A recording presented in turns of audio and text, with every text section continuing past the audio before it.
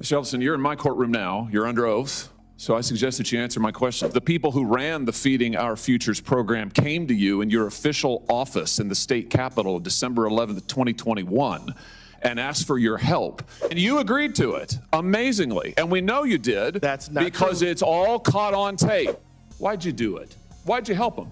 First of all, I didn't help them. You did help them. No, I did not. You said, give me the specifics. And 9 days later, you took $10,000. You helped fraudsters defraud your state and this government of $9 billion, and you got a fat campaign contribution out of it. You ought to be indicted. True. Senator Hawley. Thank you very much, Mr. Chairman. Mr. Ellison, let me start with you. You're the Attorney General of the state of Minnesota. Do I have that correct? That's a yes? Sir, you're aware of my job. You know the answer to that. You're not going to answer my questions? Are we going to start this way? Are you the Attorney General of the state of Minnesota, yes or no? You know the answer. Mr. Ellison, you're in my courtroom now. You're under oath. So I suggest that you answer my questions. You the Chief Law Enforcement Officer of the state of Minnesota, yes or no? Let's try another question. Are you familiar with the $9 billion in historic fraud out of your state, including the $250 million in the Feeding Our Future program alone? You familiar with that? Don't turn to the pages in your book to get your potted answers. Are you familiar with it? Yes or no? Yes, I am familiar with it. Very familiar, aren't you? Because the people who ran the Feeding Our Futures program came to you in your official office in the state capitol December 11th, 2021, and asked for your help in getting investigators off their backs.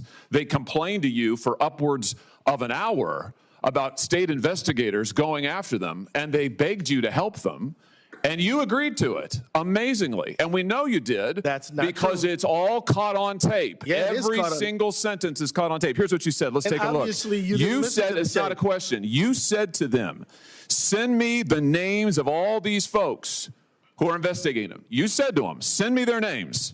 And I'll take that list, and I'll call the person over at Education who's investigating them and say, what's going on? Why am I getting these complaints? Then he went on to say, I already have my team working on this. What day should we get together to discuss it again? You made pledge after pledge to them. You said, we've got to make sure this guy who's investigating them stops it. You said, you have my attention. I'm concerned about this. You said, let's go fight these people, meaning the people who are investigating the fraud.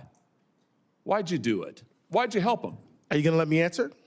Please, we're all ears. So first of all, you're cherry picking quotes out of there. Why did you help them? I thought you were going to let me answer. Why did you help them? Are you going to let me answer? Why did you help You them? let me answer, and I'll answer you. Tell the truth, and I'll let you answer. I will tell the truth. Good. Let's do that. That'd be a nice change. Why'd you help them? Now see, Mr. Chairman, I didn't come here to be insulted. I came here voluntarily. You came here for the truth. Let's have it. Why did you help them? The quotes are here. They're in black and white, and every member of this audience can listen to the recording. It's 54 minutes long. It's all in public. You can Google it right now and listen to it. And listen to it all. Why'd you help them? First of all, I didn't help them. You did help them. No, I did not. I certainly didn't. You're saying you didn't do anything for them. You didn't. Well, wait a minute. I already have my team working on this again. That's not you? I have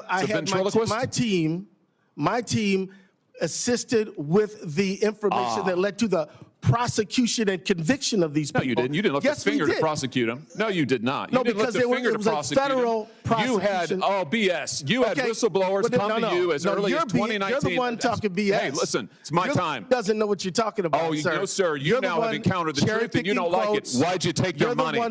Why'd you take their money?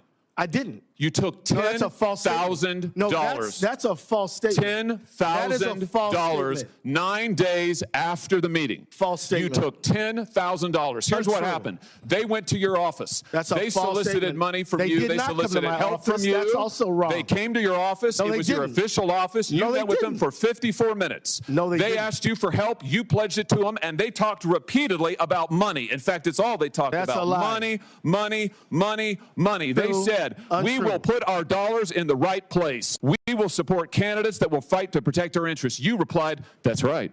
They said, if you are securing your donor base and securing your power base, you can act the way you want. You replied, money is freedom. They said the amount of money circulating, I'm reading the transcript, the amount of money circulating in our community today is powerful, and we haven't realizing it in a meaningful way. And you said, give me the specifics. And 9 days later, you took $10,000 from people who were then indicted. It's in your reports. Why'd you do it? Sir, was it worth it? You know what? This is a theatrical performance. 10,000. This is the truth. This is what accountability looks like, of which you've had none. You helped fraudsters defraud your state and this government of $9 billion, and you got a fat campaign contribution out of it. You ought to be indicted. True. Well, that's the truth. I think we've made the point. Let's keep the tenor just for the record. I'll ask how I want to, he's lying, Paul. and that's the truth. Oh no, this is all on the record, sir. Did you bother Did you bother to investigate where the money that you facilitated their fraud for, where it went? Do you know where it went, what it was used for, the fraudulent money? I do, because we just heard testimony about it yesterday. Because we were key players in the hundreds of millions of dollars to terrorist groups, to transnational criminal organizations, to the drug trade, to drug trafficking, to child trafficking. And you took $10,000 That's a lie. And helped them do it. You know, the other thing is, whistleblowers came to you as early as 2019. Let's look. As early as 2019, whistleblower. Don't talk over me. No, as early as 2019, it's my hearing, pal.